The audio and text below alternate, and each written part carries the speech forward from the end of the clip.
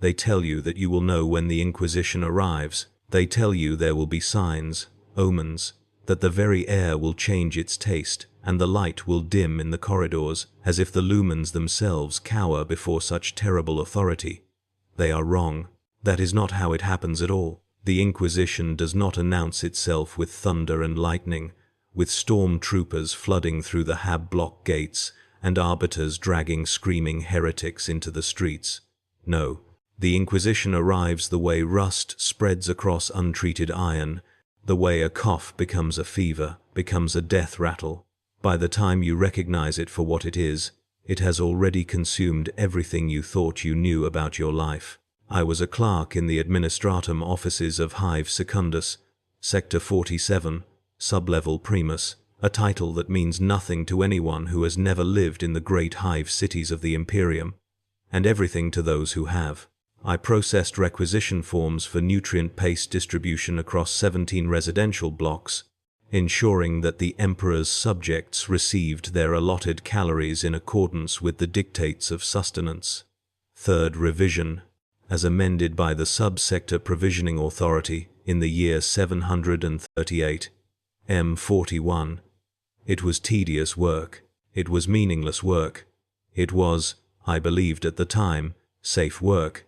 I sat in my cubicle surrounded by 946 other clerks, our cogitator screens casting pale green light across our faces, our fingers tapping out the rhythm of imperial bureaucracy 8 hours a day, 6 days a week, 50 weeks a year. We were cogs in a machine so vast that no single cog could possibly matter to anyone. That was our protection, our invisibility.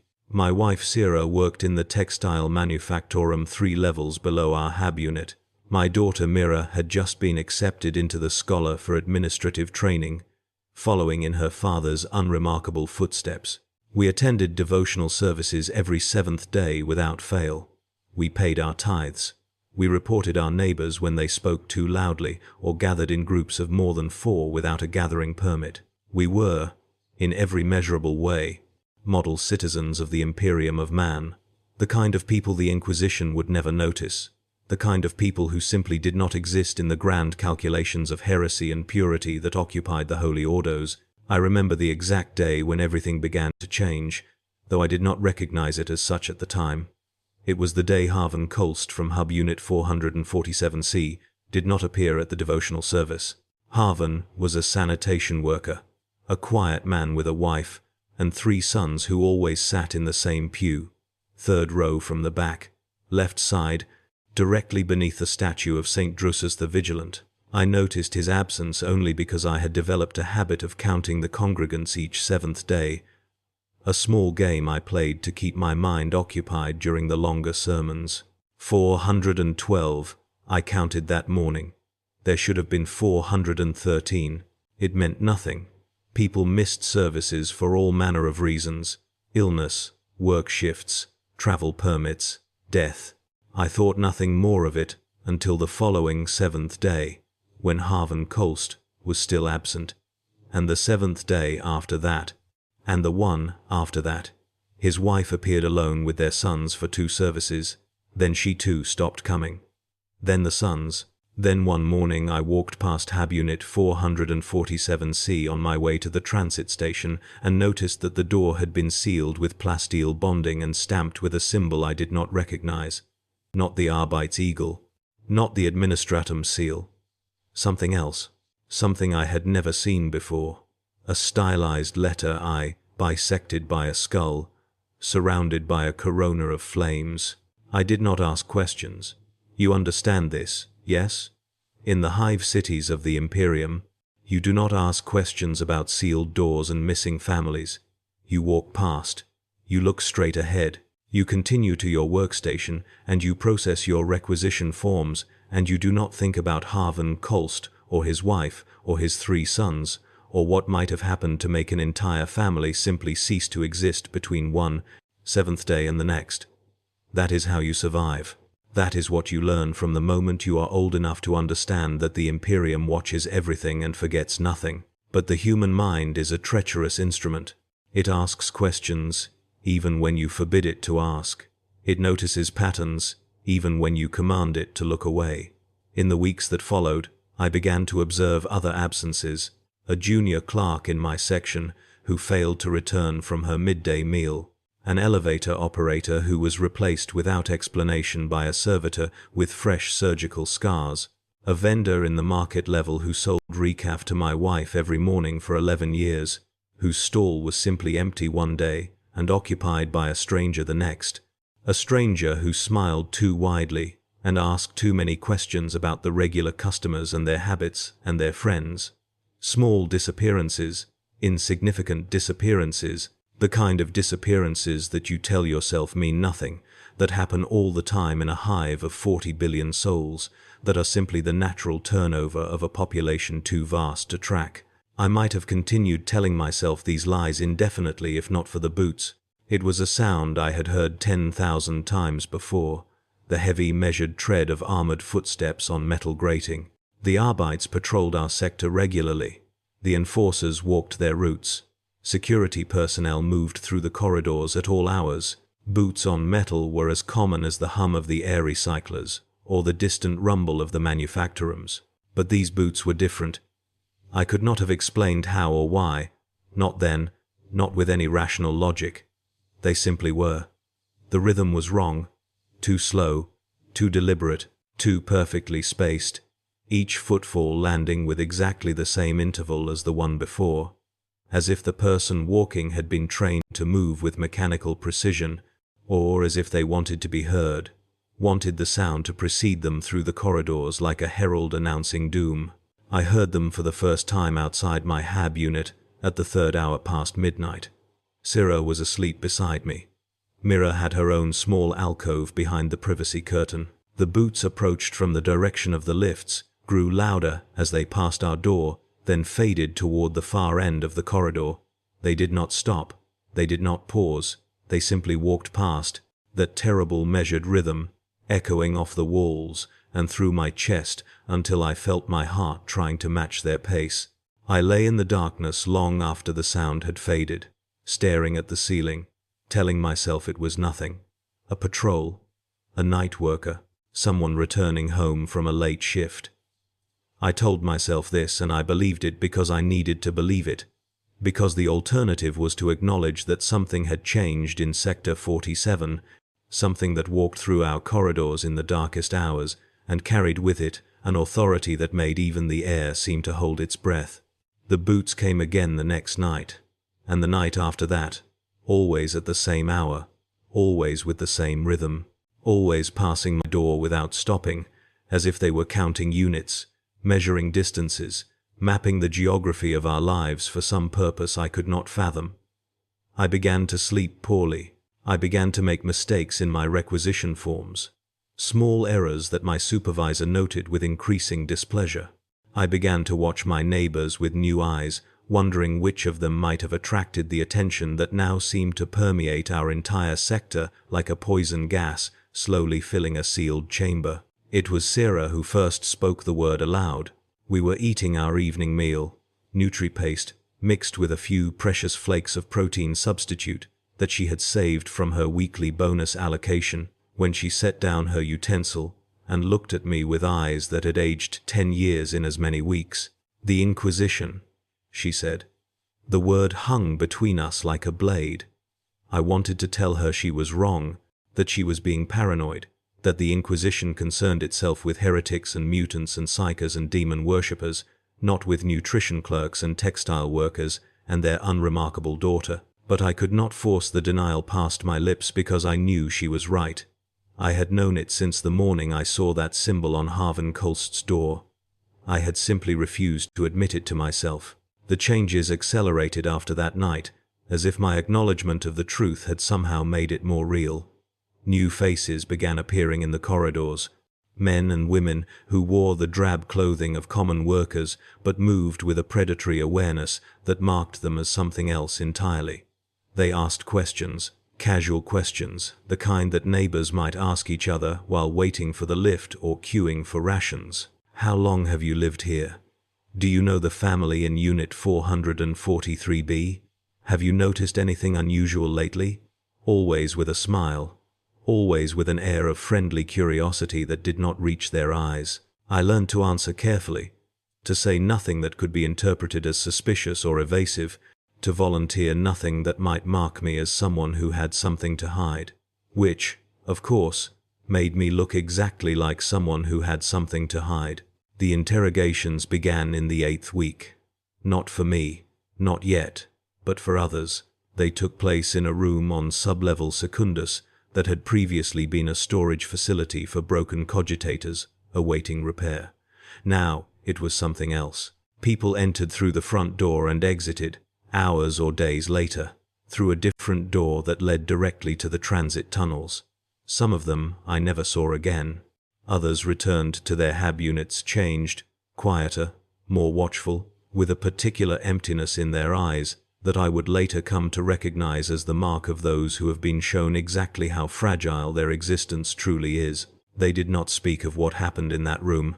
No one asked them to. I was summoned on the 53rd day. The notice arrived through the pneumatic tube system, a small slip of parchment bearing that same stylized eye and a time and a location, and nothing else. No explanation, no accusation, no indication of what I might have done or failed to do or been suspected of doing. I reported to the designated room at the designated hour, and I waited in a corridor with 11 other citizens of Sector 47, none of whom would meet each other's eyes. We were called in one by one. The man before me emerged 2 hours after he entered, his face a mask of rigid control that cracked as he walked past me, and I saw the tears streaming silently down his cheeks. The room was smaller than I expected. A table, 2 chairs, a single lumen that cast a pool of harsh white light over the center of the space and left the corners in shadow. A woman sat on the far side of the table, her features unremarkable except for a small augmetic implant at her temple that blinked with a slow red pulse. She did not introduce herself. She did not explain who she was or why I had been summoned. She simply gestured for me to sit and began asking questions. They were not the questions I expected. She did not ask about my loyalties or my faith or my knowledge of heretical activities in the sector. She asked about my childhood, my parents, the circumstances of my birth, where my family had lived before we moved to Sector 47, and where they had lived before that and before that, tracing my lineage back through generations I had never known existed. She asked about illnesses in my family line, about unusual abilities, about dreams that might have seemed prophetic or coincidences that might have seemed meaningful. She asked about my daughter. Her questions about Mira were the most detailed of all, and though her tone never changed from its flat bureaucratic neutrality, I felt the weight of her attention shift when I answered them, felt something behind her eyes sharpen into focus like a predator sighting prey. The interrogation lasted 4 hours. When it was over, she told me I could return to my work and my family. She told me there would be other conversations. She told me, with that same affectless tone, that my cooperation was noted and appreciated. Then she told me something else, something that has haunted me through all the years since. She told me that they had been watching my family for a very long time, since before I was born, since before my parents were born. Watching and waiting and recording everything, generation after generation, through a project older than the hive itself. She did not explain why. She did not have to. The horror of it was sufficient without elaboration. I walked home through corridors that seemed suddenly alien, past faces that might have been informants, through a life that I now understood had never been my own. The Inquisition had been there all along, before Haven Kolst, before the sealed doors and the midnight boots and the questions that had no safe answers. They had been there from the beginning, woven into the fabric of our existence so thoroughly that we could not have escaped them even if we had tried. We were not citizens who had attracted the attention of the Inquisition. We were specimens in a cage, watched since birth by keepers we never knew existed. The nights that followed were endless. I lay awake listening for the boots, which still passed at the 3rd hour without fail, and I tried to understand what the interrogator's words meant. Why would the Inquisition watch a family of minor functionaries for generations? What could they possibly be looking for in our unremarkable blood? Sarah noticed my sleeplessness, my distraction, the way I flinched at sudden sounds and watched shadows with paranoid intensity. She tried to comfort me, and I pushed her away, because comfort was a luxury I could no longer afford. To accept comfort was to pretend that things might be all right, and things were not all right. Things would never be all right again. I began to notice more. That is what terror does to you. It peels away the comfortable blindness of daily life and forces you to see the machinery beneath. I noticed that my supervisor was replaced 3 days after my interrogation. The new man asking subtle questions about my work habits and my social connections. I noticed that the devotional services now included a sermon about the sacred duty of vigilance, delivered by a priest I had never seen before, who spoke of rooting out corruption wherever it might hide, even in the hearts of those we love most. I noticed that Sarah came home later than usual, and when I asked where she had been, her answers were vague, and her eyes would not meet mine. The second interrogation came on the 91st day. The same room, the same woman with the blinking augmetic, but now there were others present, figures standing in the shadows beyond the lumen's reach, their outlines suggesting bulk and armor and weapons held at ready. The questions were different this time, more pointed, more specific. She asked about Sarah, about conversations we had shared, about her opinions on the ecclesiarchy and the administratum and the governance of Sector 47. She asked if Sarah had ever expressed dissatisfaction with our lives or curiosity about forbidden subjects or sympathy for those who questioned the Emperor's divine will. The questions were phrased as inquiries, but I heard them for what they were: accusations, laid out one by one like evidence in a trial that had already reached its verdict. I defended my wife. I told them Sarah was loyal, faithful, devoted to the Emperor and the Imperium in all things.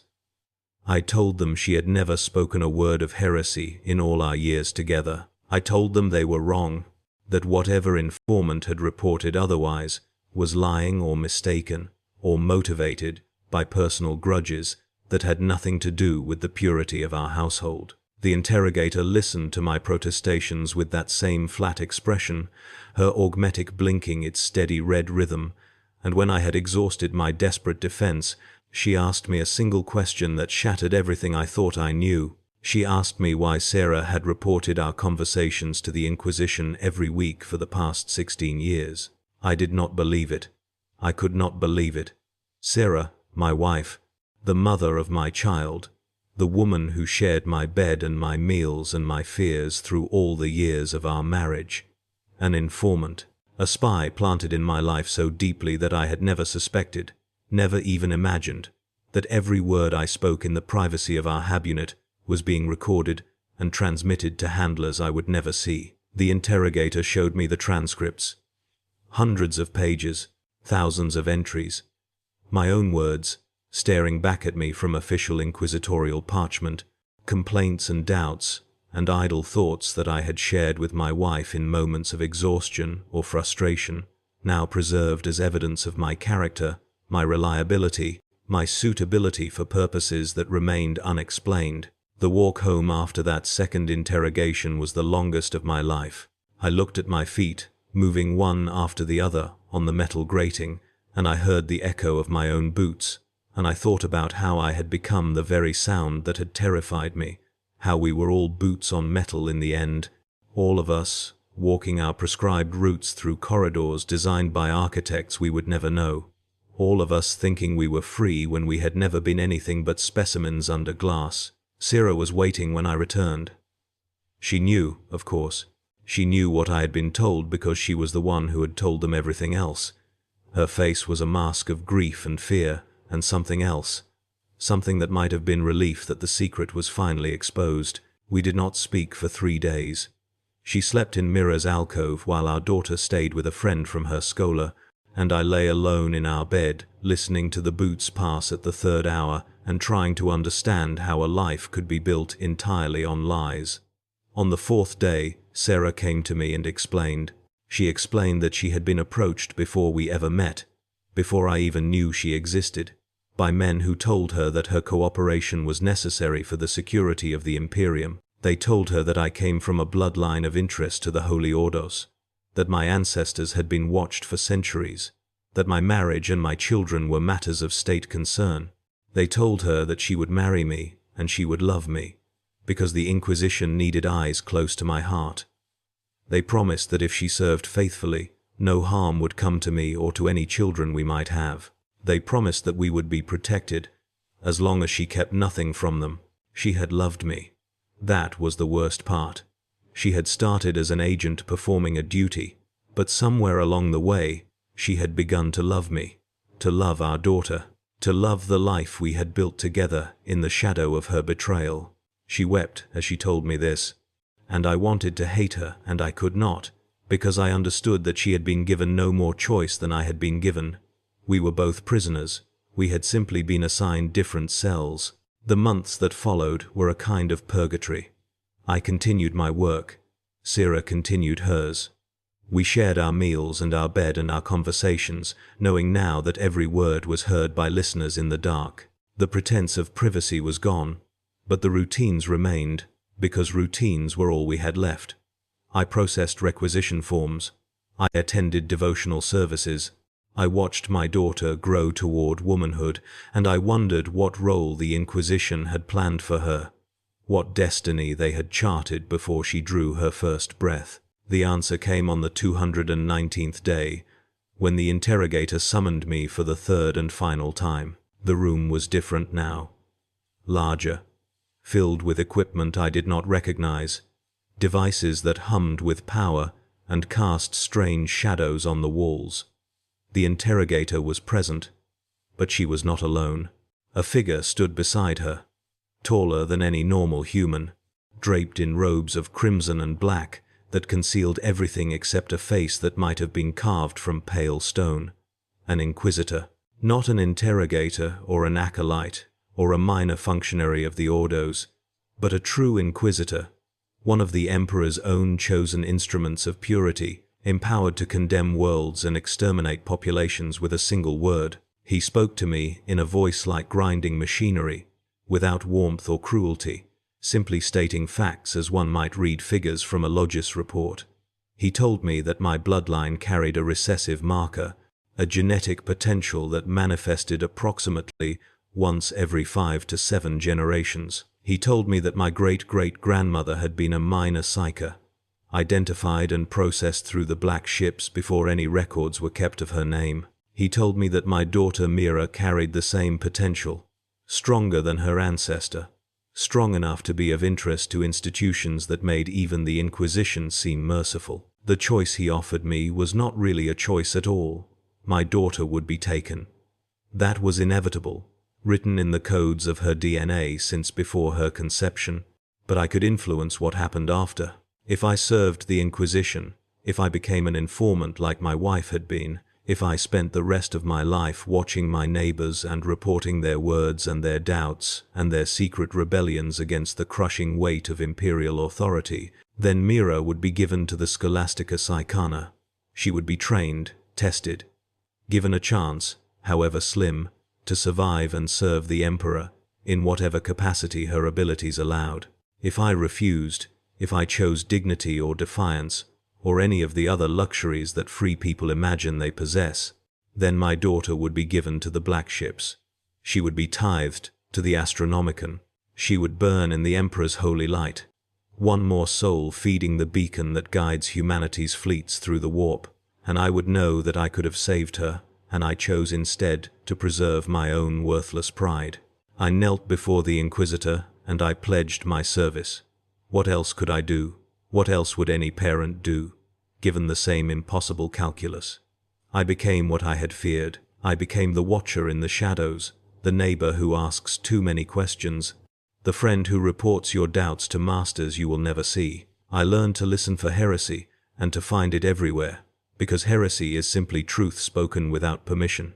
And in the Imperium, all truth belongs to those who hold power over life and death. That was 47 years ago. Sira is dead now, taken by a wasting sickness that the Medicae could not cure. Mira serves the Scholastica Psychana as a sanctioned astropath. Her eyes burned away in the ritual of soul-binding, her mind forever chained to the Emperor's will. I have not seen her in 30 years, but I am told she lives. I am told she is useful. I am told that my service has been noted, and that my bloodline will continue to be watched for generations yet to come. I still live in Sector 47. I still hear the boots at the 3rd hour, though now I recognize them as my own. I walk the corridors in the darkest watches of the night, counting doors, noting absences, listening for the sounds of dissent and doubt, and desperate hope. I am the Inquisition now, not in any formal sense, not with a rosette or a charter or the authority to condemn, simply a pair of eyes and ears among billions, one node in a network that spans the galaxy, watching and recording and reporting so that others might make the terrible decisions that keep humanity alive for one more day. Sometimes I pass the sealed door of Hab Unit 447C, and I think about Harvan Kolst and his wife and his 3 sons, and I wonder what they did to deserve their fate. Most likely nothing. Most likely they were simply in the wrong place at the wrong time, or their genetic markers triggered an alert in some ancient cogitator archive, or an informant misheard a word, or misinterpreted a gesture, or simply needed to meet a quota of reports. It does not matter. They are gone, and I am still here, and the machinery grinds on, regardless of who falls into its gears. That is what it means to live under the watchful eye of the Inquisition.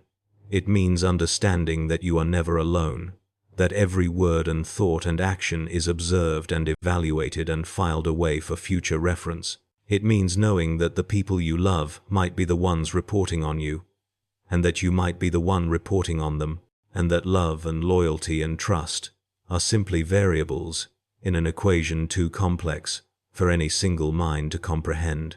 It means accepting that survival requires complicity, that innocence is not a defense but a liability, that the only way to protect those you care about is to become the very thing that threatens them. I hear the boots again now, echoing through the corridor outside my Hab unit. At first I think they are my own, some echo displaced in time, some ghost of all the nights I have spent walking these passages in service to the Holy Ordos. But no, the rhythm is different, slower, more deliberate. The sound of someone who has been trained to move with mechanical precision, or who wants to be heard, wants the sound to precede them like a herald announcing doom. They stop outside my door. I have been watching Sector 47 for 47 years. I have sent hundreds of names to the chambers where questions are asked and answers are extracted. I have helped the Inquisition maintain its grip on 40 billion souls who never even suspect how thoroughly their lives are controlled. I have served faithfully. I have served completely. I have given everything I had and more besides. And now, finally, someone is watching me. The lock cycles open. The door slides aside. The figure standing in the harsh corridor light is young, younger than Mira was when they took her away, with the flat eyes and predatory awareness that I recognize from decades of observation. An acolyte, fresh from training, ready to ask the questions that have no safe answers. I could run. I could fight.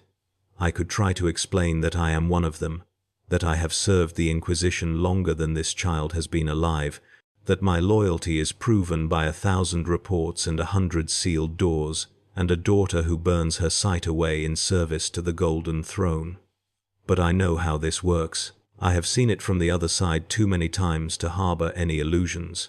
The Inquisition watches everyone, even its own, especially its own, because no one is above suspicion in an empire built on fear, and the only way to ensure purity is to test it constantly, to probe and question and break down everyone who might possibly have something to hide. That is not corruption or cruelty. That is simply the machine working as designed. I rise from my chair. I follow the acolyte into the corridor. I walk toward the room on sublevel Secundus where the questions are asked, and my boots on the metal grating sound exactly like all the boots that have ever echoed through these passages, because in the end, we are all the same.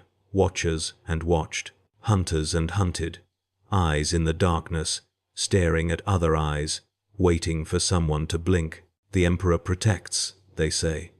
But they never say from what. They never explain that the protection is a cage, and the cage is a test, and the test never ends because it was never meant to end. The Inquisition does not seek to eliminate threats to the Imperium. The Inquisition seeks to ensure that everyone remains a potential threat, forever suspended between loyalty and treason, forever aware that the eye that watches them might at any moment become the hand that destroys them. I understand this now. I have understood it for 47 years. And in the chamber where the questions are asked, I will tell them everything they want to know, because that is what survivors do. That is what I have always done. That is what living under the watchful eye of the Inquisition truly means. You become the eye yourself, and then you wait for the day when another eye opens and finds you wanting. That day has come for me. I walk toward it without resistance, without hope, without anything except the cold certainty that I have earned whatever waits for me in that room, not through heresy, not through disloyalty, simply through the accumulation of a lifetime spent watching others, which means a lifetime of knowing too much, which means a lifetime of becoming exactly the kind of threat that the Inquisition was created to address. The door opens. The light is harsh and white. The chair is waiting.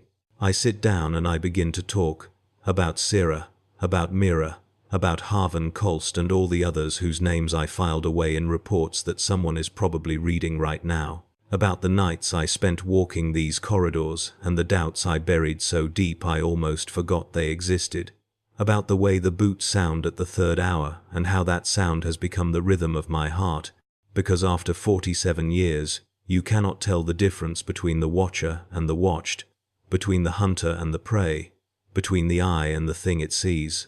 The acolyte takes notes. The augmetic at her temple blinks its steady red pulse, and somewhere in the darkness beyond the lumen's reach, other figures stand and listen and judge, just as I once stood and listened and judged, just as others will stand after me when my judgment is complete. This is what it means to live under the watchful eye of the Inquisition. This is all it has ever meant. The eye watches itself, forever, and calls it loyalty. I called it loyalty too, once, before I understood that loyalty and terror are the same thing wearing different masks, before I understood that the cage has no outside, only deeper and deeper layers of inside, each one watching the ones above and below, all of them serving a purpose that none of them will ever fully comprehend. The questions begin. I answer them. The machine grinds on, and somewhere in the corridors above, I hear the boots passing by, measured and deliberate, counting doors and noting absences and listening for the sounds of dissent. It might be an acolyte fresh from training. It might be a veteran of 40 years' service. It might be Mira, returned from the Scholastica Psychana, with eyes that see more than eyes were ever meant to see. It might be anyone. That is the point. That is the entire point. Everyone watches. Everyone is watched. And the eye never closes, because if it closed even for a moment, it might see what it has become. Better to keep watching. Better to keep listening. Better to keep reporting and questioning and testing and breaking and rebuilding, forever and ever, until the stars themselves burn out and the Emperor finally rises from his throne to tell us whether any of it mattered, whether any of it served a purpose, whether the machine we built to save humanity was ever anything more than a very elaborate way of destroying it piece by piece. I have my doubts. I have always had my doubts, and now, finally, I am going to share them with someone who will listen to every word, record every syllable, and file it all away where it will never be forgotten. That is my final service to the Inquisition, my confession, my legacy. May the Emperor forgive me for what I have done in his name. May he forgive all of us. The light is very bright now. The questions are very detailed, and the boots in the corridor have finally stopped, because there is no more need to walk when you have already arrived at your destination. I have arrived at mine. This is what it means to live under the watchful eye of the Inquisition. This is what it means to die under it too. The difference, I have learned, is smaller than you might imagine.